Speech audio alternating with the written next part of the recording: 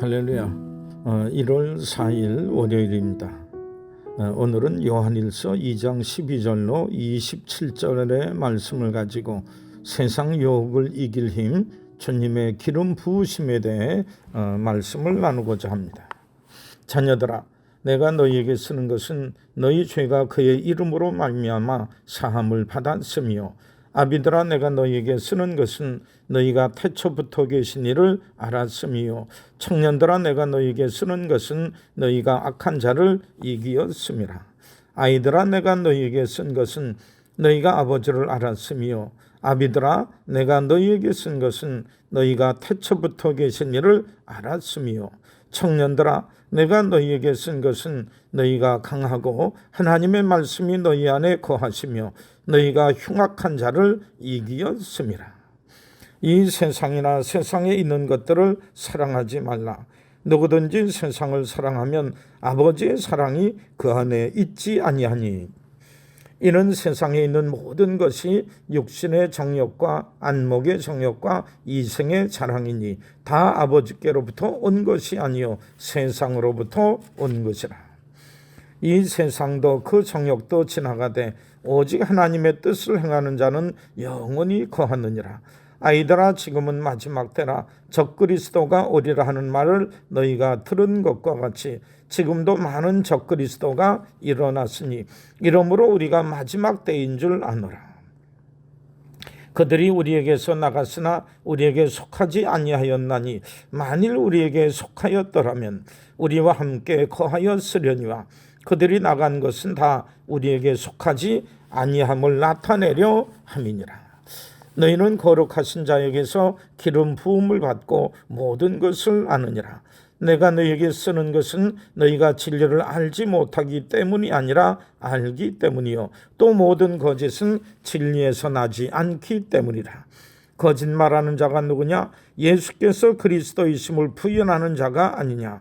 아버지와 아들을 부인하는 그가 적그리스도니, 아들을 부인하는 자에게는 또한 아버지가 없으되 아들을 시인하는 자에게는 아버지도 있느니라. 너희는 처음부터 들은 것을 너희 안에 거하게 하라. 처음부터 들은 것이 너희 안에 거하면 너희가 아들과 아버지 안에 거하리라. 그가 우리에게 약속하신 것은 이것이니 곧 영원한 생명이니라. 너희를 미혹하는 자들에 관하여 내가 이것을 너희에게 썼노라. 너희는 주께 받은 바 기름 부음이 너희 안에 거하나니 아무도 너희를 가르칠 필요가 없고 오직 그의 기름 부음이 모든 것을 너희에게 가르치며 또 참되고 거짓이 없으니 너희를 가르치신 그대로 주 안에 거하라. 아멘. 오늘은 본문 말씀이 조금 긴 것 같습니다. 오늘 본문에서는 하나님의 사랑과 세상 사랑에 대한 말씀이 나옵니다. 2장 15절에 보면 이 세상이나 세상에 있는 것들을 사랑하지 말라. 누구든지 세상을 사랑하면 아버지의 사랑이 그 안에 있지 아니하니, 이는 세상에 있는 모든 것이 육신의 정욕과 안목의 정욕과 이생의 자랑이니 다 아버지께로부터 온 것이 아니요 세상으로부터 온 것이라. 이 땅에 사는 성도들은 하나님 사랑과 세상 사랑 사이에 있는데 자칫 잘못하면 어느 하나를 부인해야 하는 것으로 생각할 수도 있습니다. 세상에서 출세해야 되니 교회에 나갈 수 없습니다. 신앙생활 잘하려 하니 세상을 외면해야 합니다. 이렇게 어느 한쪽만 택할 수 있습니다. 하지만 이 말씀은 세상과 교회 둘 중에 하나를 택하라는 말은 결코 아닙니다. 이 말씀은 누가 우리 인생의 주인인가라고 하는 문제입니다. 세상에서 살되 하나님의 말씀대로 살 것인가, 즉 예수로 나의 구주 삼고 살 것인가, 아니면 세상에 치우쳐서 육신의 정욕, 안목의 정욕, 이생의 자랑을 최고의 가치로 생각하며 살 것인가의 문제인 것입니다. 성도 여러분, 누가 우리의 주님입니까? 때때로 우리 자신의 생활을 돌이켜보면서 진정으로 내가 주님을 섬기고 있는지, 아니면 내가 나의 주인이 되어서 오히려 하나님을 이용하고 하나님을 마음대로 시키는 이런 그 입장에 서 있는 것은 아닌지 돌이켜 보아야만 합니다. 성경은 세상을 사랑하지 말라고 합니다. 세상에 속한 것이 우리의 주인이 되고 우리가 거기에 굴복해서는 안 된다고 말씀을 합니다. 왜 그럴까요? 세상 사랑은 하나님과의 관계를 깨트리기 때문입니다. 하나님께서 우리와 세상 모든 것의 주인 되심을 부인하기 때문입니다. 세상에서 인정받고 출세하고 잘되기 위해서 우리는 하나님의 정하심과 뜻하심을 외면한다고 하면 더 이상 하나님과 관계없는 삶을 살 수밖에 없고 우리 하나님께서도 우리의 삶에서 떠나실 수밖에 없을 것입니다. 그러므로 이 땅을 사는 성도들은 주 안에 거하며 주님 인도하심대로만 살아야 합니다. 하나님의 뜻을 따라 세상을 가꾸고 보존하고 아름답게 만들어가야 합니다. 신약 성경의 로마서부터 계시록 이전까지의 모든 서신은 세상에서 믿음을 지켜나가는 삶에 대해서 실제적인 것들을 말씀해 주고 있습니다. 우리 모두가 눈여겨 보아야 될 부분이라고 생각이 듭니다. 세상을 사랑하는 삶에는 세 가지 특징이 있는데 육신의 정욕, 안목의 정욕, 이생의 자랑을 따릅니다. 이 세 가지를 잘못된 것이라 말할 수는 없을 것입니다. 어느 정도 가치 있는 것인데 하지만 최고의 가치는 아닙니다. 우리가 목숨 바쳐 얻거나 무엇보다 앞세울 만한 것은 못 된다고 생각되는 겁니다. 반면에 이 세 가지는 우리를 악하고 부끄러운 길로 인도하곤 합니다. 우리들이 지난해 떠들썩했던 N번방 사건, 음란한 영상을 촬영하게 하고 협박해서 성노예로 만든 사건이 있었죠. 이 내용을 잘 보고 나서 저는 이들과 같은 한국 사람인 것이 싫었습니다.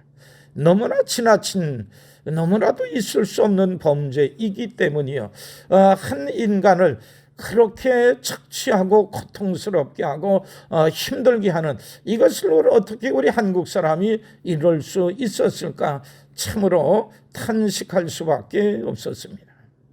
또한 우리나라 최고로 큰 두 도시가 있는데 이 두 도시의 시장이 성범죄로 인해서 시장직을 내놓거나 자살했던 일을 보면서 육신의 정욕의 힘이 얼마나 대단하며 얼마나 사람을 추락시킬 수 있었는지를 우리가 알 수 있었습니다.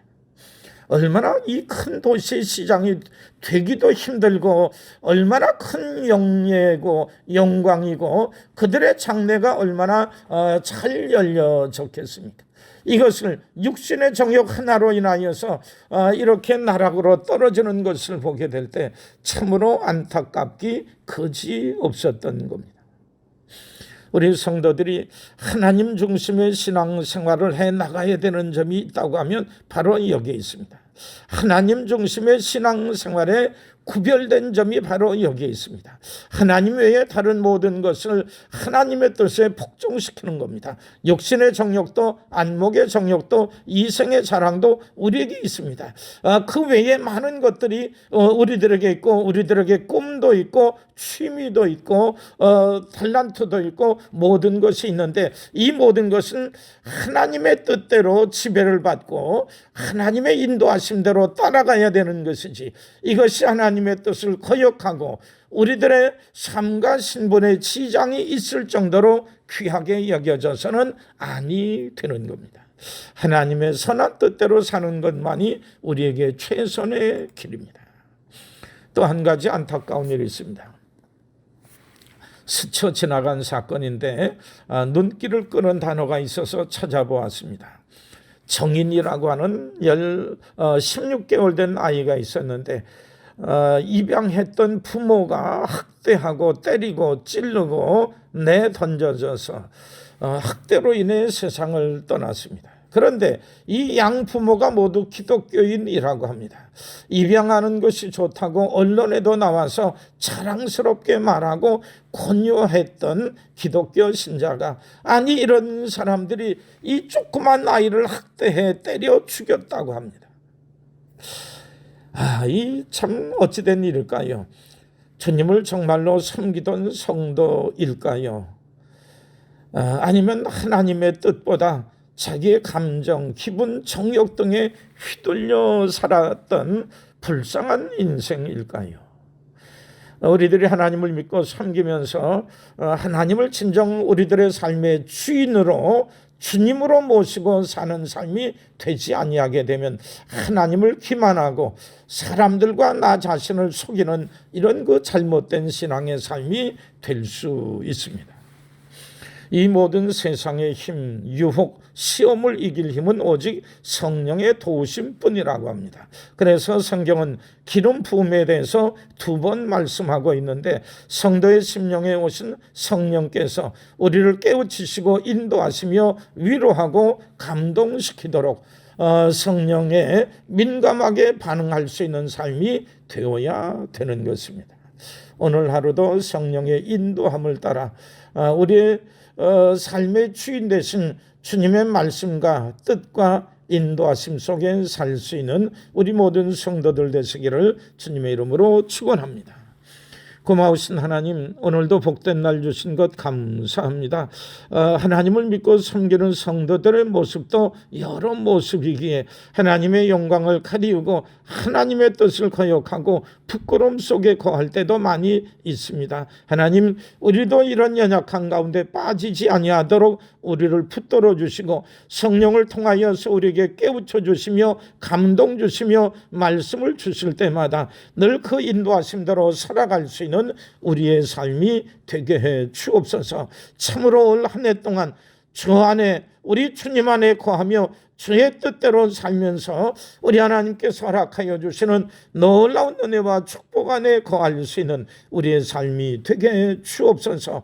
코로나 사태로 인하여서 어려움 속에 있는 성도들과 우리 많은 시민들 있는데 하나님 기억하여 주시고 붙드시고 인도하시며 잘 극복하며 이겨나갈 수 있도록 이끌어 주옵소서. 예수님의 이름 받들어 간절히 기도드리옵나이다. 아멘.